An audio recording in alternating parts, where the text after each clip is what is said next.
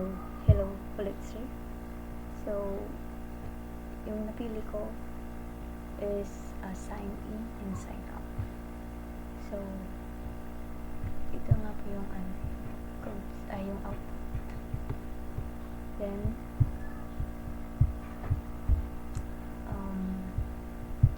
so ulit, this is important for Flutter to import the statement and it includes the material design para mag-function siya.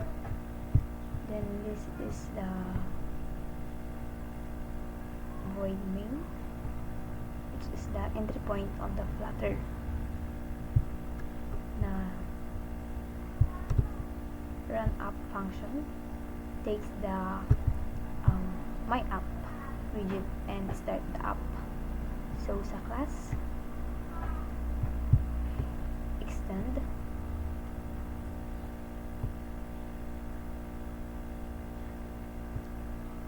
sa class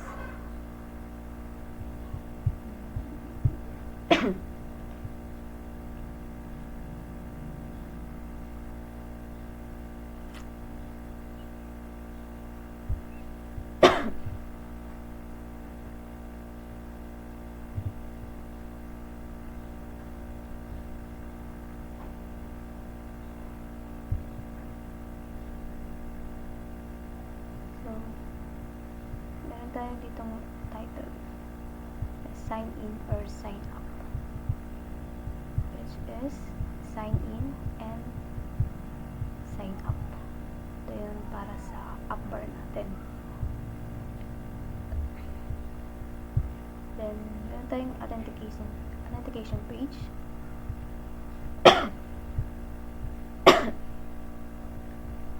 Authentication page. So the authentication page class, it is the stateful widget, which maintain the state for whether the user is on the sign in form, or the sign up. This state manage the outpage state class. So sa stay outpage is sign in. This boolean variable track whether the current form is sign in true or sign up false. Then dito naman sa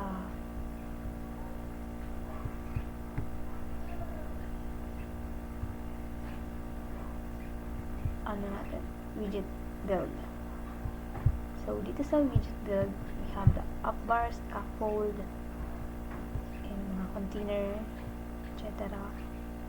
So sa app bar nga is ito yung nag-show na either sign in or sign up sa taas. Depends on the current state or in sign in. So sa the background color of the page changes between the light orange or purple. So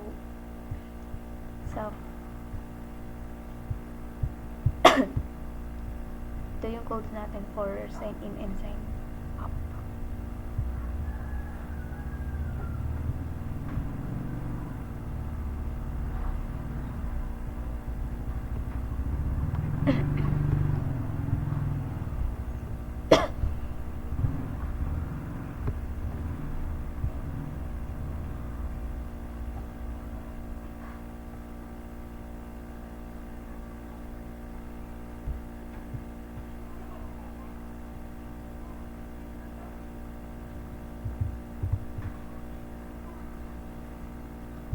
So dito sa toggle authentication. So meron tayong nilagay na don't have an account sign in. Already have an account sign in. So ito yun yung nasa natin, nasa baba. Don't have an account sign up and already have account sign up.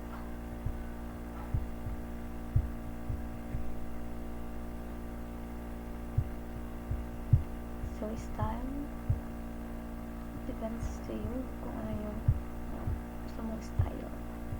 Text decoration, so black.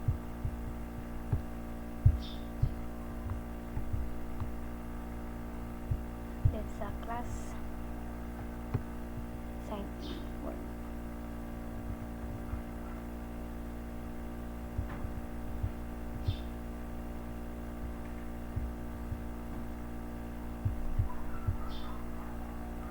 So sa sign in form, this form is slightly more detailed for the first name, last name, ganyan, yung mga email and password natin. So nandito siya, email, then we have a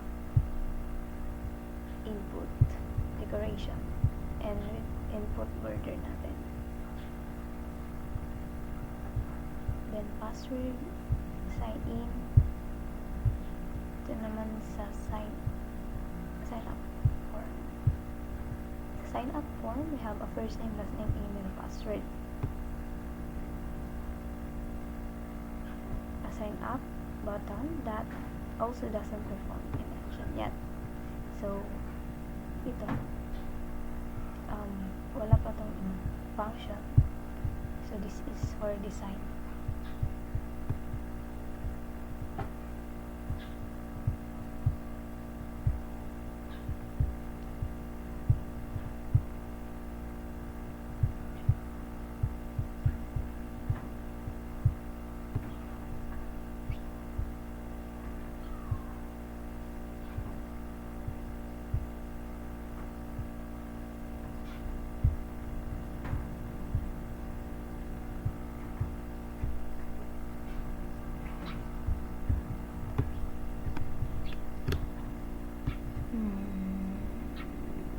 So yun, dito sa widget build, ulit-ulit lang yung code natin dito. This is the children. Yan.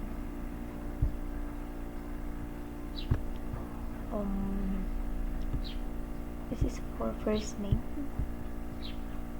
Now we have a context field. Na label text, first name niya.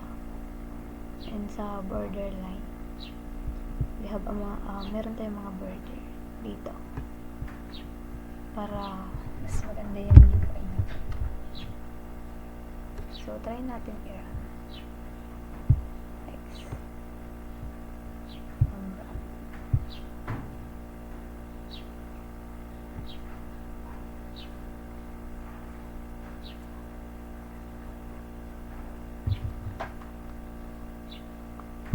Wait natin, reloading siya.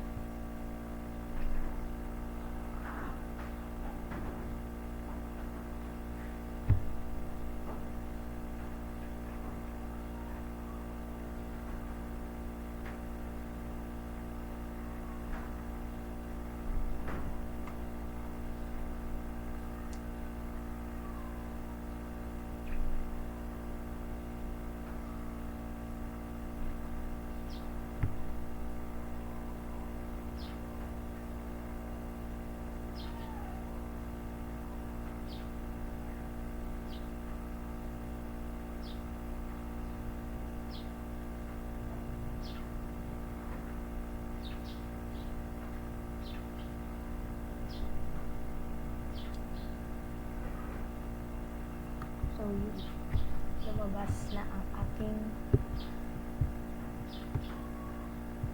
output. So, dito, kung napapansin, wala tayong nilagay na image. Sa PubSpeak, for image lang ito. Sa mga assets, sa mga folder fonts, ganon. Dito niyo siya ilagay para mabasa niya dito sa natin, sa main Dart. And also, you need to Control S to save the the codes. So yun